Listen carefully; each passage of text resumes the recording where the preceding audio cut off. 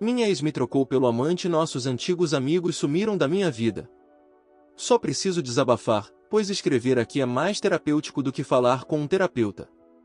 Minha ex e eu morávamos em uma área nobre do sul da Califórnia, que tem uma vibe daquela série Donas de Casa Desesperadas. Eu geralmente evitava esse tipo, mas minha ex conheceu algumas mulheres através de um leilão beneficente e começou a passar muito tempo com elas. Eu não as suportava por causa de sua ganância e vaidade, mas tentei desempenhar o papel de marido dedicado, e para fazer ela feliz, comecei a me integrar ao grupo de maridos casados com essas mulheres interesseiras. Achei 2 ou 3 deles com quem eu tinha algo em comum e nos divertíamos contando histórias dos nossos tempos de juventude com um coquetel ou um churrasco. Acabamos fazendo várias viagens para a Europa, Havaí e México com alguns desses casais antes da pandemia. Às vezes, ficávamos por aqui e alugávamos um bloco de quartos em um hotel na praia para uma estadia fácil. Assim que algumas das restrições foram levantadas durante a pandemia, imediatamente reservamos um bloco de quartos nesse hotel e comemoramos nossa liberdade. Foi tão bom que prometemos uns aos outros voltar anualmente e revisitar aquela memória, o que fizemos mais 2 vezes. Há 2 anos, minha ex teve uma crise de meia-idade e decidiu comprar um carro clássico que sempre quis quando era jovem. Ele mal funcionava, mas ela se juntou a um clube de carros onde os proprietários se encontravam nas manhãs de sábado para tomar café e depois desfilavam com seus carros para um local diferente. Eu não sou fã de carros e não queria passar meus fins de semana conversando com mecânicos descobrindo como manter um carro antigo funcionando. Então conversei com ela e disse que esse era um hobby que não compartilharíamos, então ela teria que fazer tudo sozinha. Sabia que seria um buraco sem fundo de dinheiro que não fazia sentido para mim, especialmente porque nossos filhos estavam prestes a ir para a faculdade. Mesmo assim não criei problemas, pois era o carro dos sonhos dela, então apoiei o sonho. Mas infelizmente, ela comprou o carro e começou a gastar milhares em melhorias e manutenção para manter aquela lata velha funcionando. Vi as contas e paguei, mas ela me disse que estava conseguindo ótimos negócios em peças e mão de obra devido a indicações do clube de carros, especialmente de um cara que chamaremos de Carlos que ela disse que adotou no clube. Depois de alguns meses de fins de semana no clube de carros, percebi que ela estava chegando em casa cada vez mais tarde aos sábados, enquanto seu comportamento com o celular também mudou. Até aquele momento, tínhamos uma política de telefone aberto.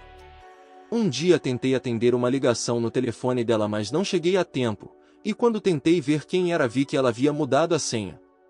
Sua desculpa foi que uma das esposas estava tendo problemas com o marido e minha ex estava dando conselhos confidenciais que ela não queria que eu visse caso eu conversasse com ele. Seu comportamento também mudou, ela ficou irritada com tudo que eu fazia e passivamente me comparava a outros maridos. Especialmente se eu estivesse tendo um ano financeiramente melhor do que eu, já que os negócios deles foram menos impactados pela pandemia do que o meu.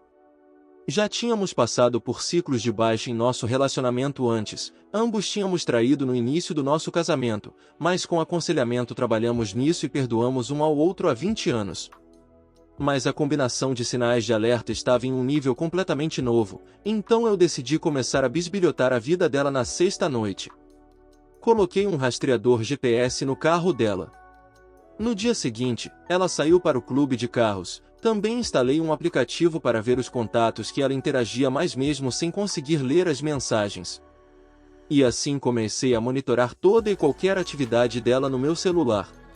E surpresa, havia muita atividade de um número em especial, que era desse tal de Carlos. Paguei por um serviço de busca e descobri o nome completo e endereço de Carlos. Depois do almoço, vi o GPS levar o carro dela para a casa de Carlos, onde ela passou a tarde toda fazendo aquilo que você está imaginando mesmo. Pensei em confrontar ela, mas fingi estar doente e me mudei para outro quarto, dizendo que não queria infectar ela com meu vírus, e ela não disse nada, o que foi bastante revelador. Comecei a separar dinheiro e fui me afastando emocionalmente, esperando nosso último filho ir para a faculdade. Ela veio ao meu quarto algumas vezes para dormir comigo, e decidi que só teria um tipo específico de relação íntima com ela, pois era o que ela menos gostava, mas ainda assim ela nunca reclamava. Depois que nosso último filho foi para a faculdade, eu a confrontei e disse que sabia sobre o namorado e que iria pedir o divórcio. Ela ficou em choque e negou, mas quando mencionei o endereço de Carlos e os registros do GPS ela ficou pálida. Ela tentou inventar desculpas, dizendo que estacionava na casa dele e caminhavam até uma cafeteria. Eu mandei ela parar com as desculpas e assumir, mas ela começou a me culpar, dizendo que eu não era um bom provedor como os outros maridos. Ela ameaçou que se nos divorciássemos, os outros maridos me abandonariam, porque gostavam mais dela e as mulheres deles eram amigas dela. Chamei o blefe, acreditando que alguns dos caras teriam coragem de me apoiar.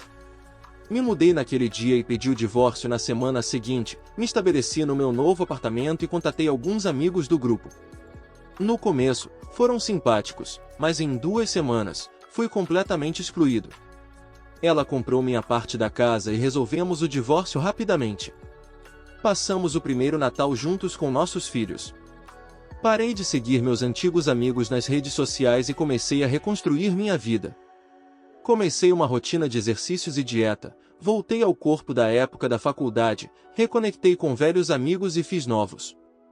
Saí com algumas mulheres, mas ainda não encontrei alguém para um relacionamento sério. Dividimos os filhos nas festas de fim de ano e tudo correu bem. Meu filho mais velho veio para casa na Páscoa para visitar a namorada, e passou a Páscoa com minha ex.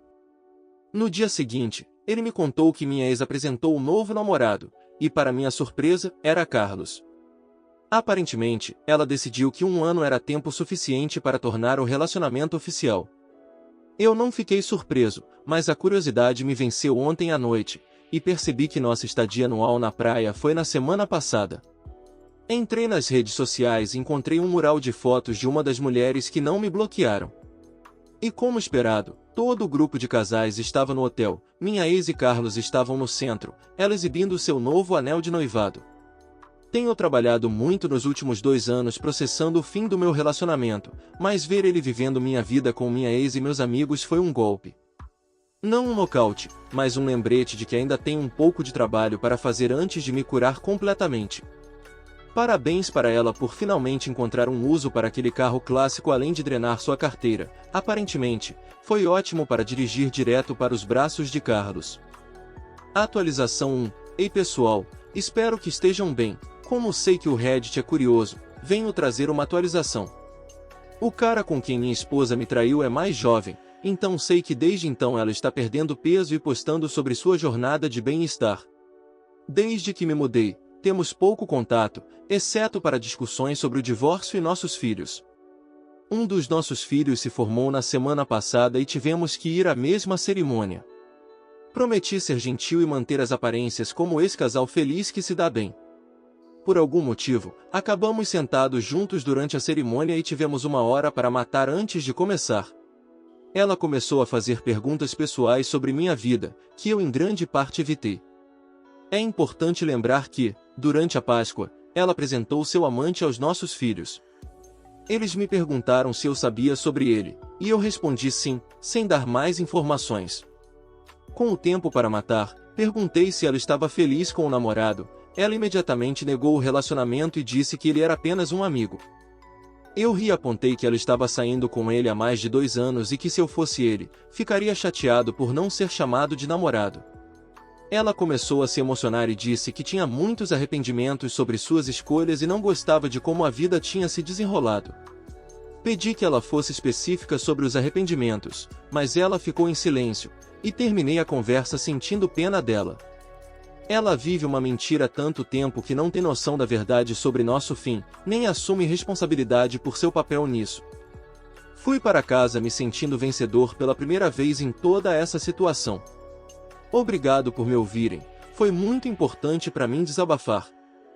Resposta 1. Primeiro conte aos seus filhos sobre o caso dela, eles são grandes o suficiente agora e merecem saber a mãe que tem.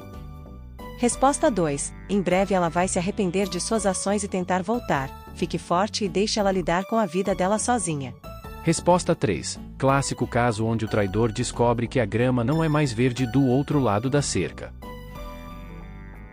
O que você achou da história, meu bruxo? Me conta nos comentários. E agora vamos aos selos. Eu acho que esse cara merece um selo de F, pois ele perdeu tudo, a mulher, os amigos, a casa, enfim, FOP.